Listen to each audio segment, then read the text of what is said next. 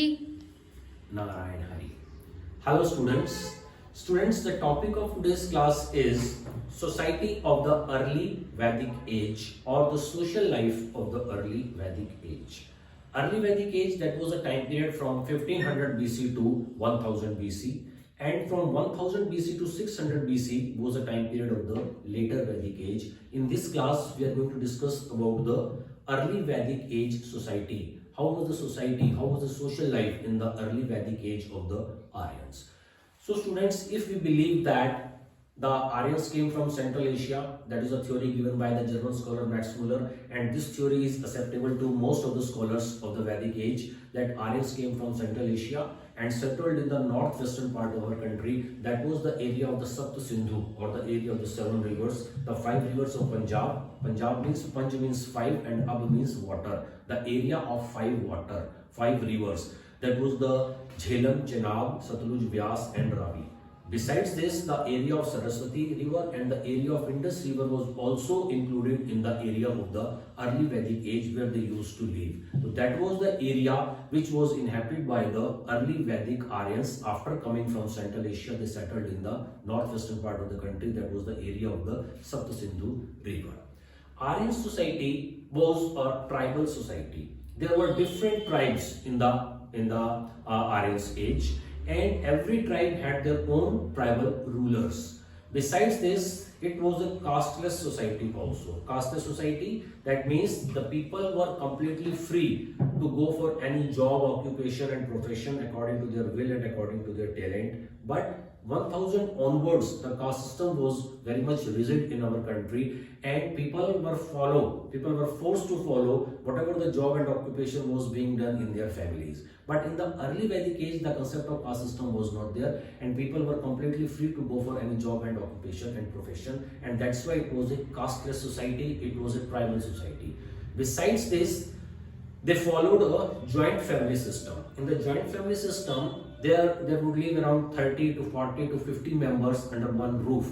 Under one eldest male member was the head of the family, was also known as the Kulpati, and Kul was the family and the head was known as the Kulpati. And they followed the patriarchal system where the eldest male member was the head of the family, and after the death of the male member or the head of the family, his son automatically become the head of the family. So that was the joint family system, and that was the patriarchal system also.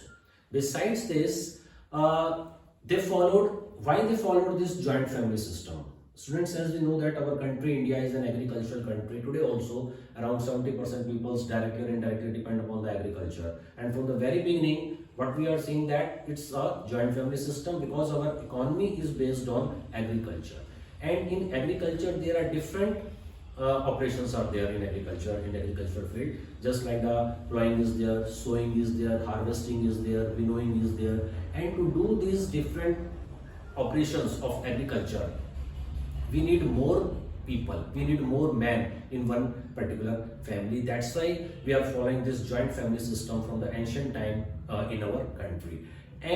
But after 1947, when India got its independence, another sectors also emerged. That was the secondary sector, that was the sector of the manufacturing sector and the tertiary sector also. But before that, the agriculture sector or the primary sector was dominated the Indian economy, and that's why we are having the joint family system headed by the Kulpati.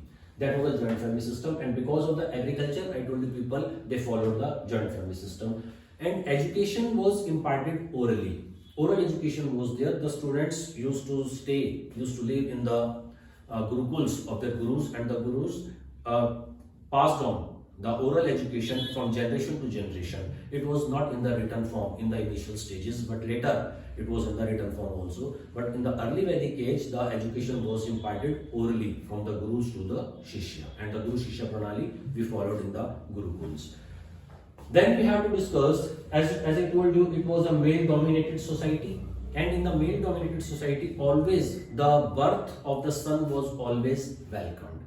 So why the birth of the son was welcomed in our Indian society from the very beginning, from the early Vedic age? Particularly because of the two reasons. One reason, as I told you, it was a tribal society also, and the tribal rulers used to war with each other in order to have more and more area and more possession of the cows also. Students, cows plays a very much important role in our Indian culture, in Indian society. Besides, there are three important G. One is cow, then Gayatri and Ganga. Gayatri mantra, Ganga and Gau. That is known as cow. They occupy very much important place in our Indian culture and in our Indian society. And cows plays very much important role in the early Vedic age. The person who had more number of cows, they were assumed that they were more prosperous, more wealthy and more powerful also. So that's why the early Aryans used to war for cows.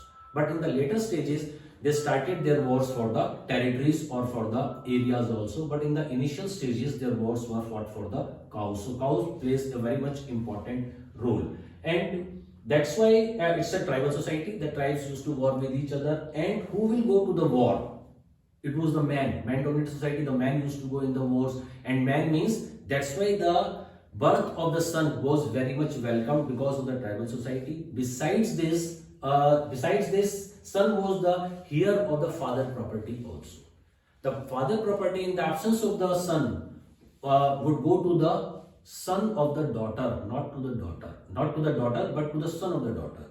It means if a person dies and he had no son, then the property would go to the son of the daughter of that particular person. So that is why in the male-dominated society, that's why they welcomed the birth of the son was very much essential there. And that is the concept of the male-dominated society.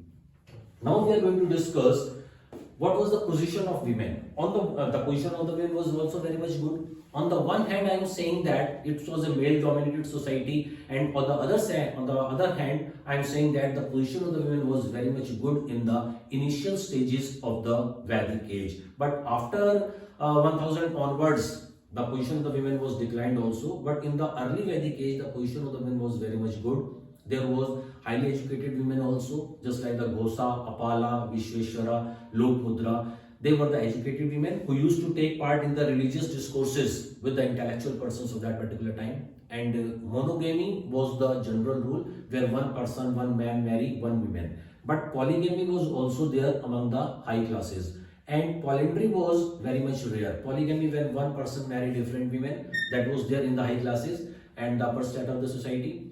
But polyandry, that where one woman married different man, was very much rare in the early Vedic age. Besides this, a little bit of dowry was also there.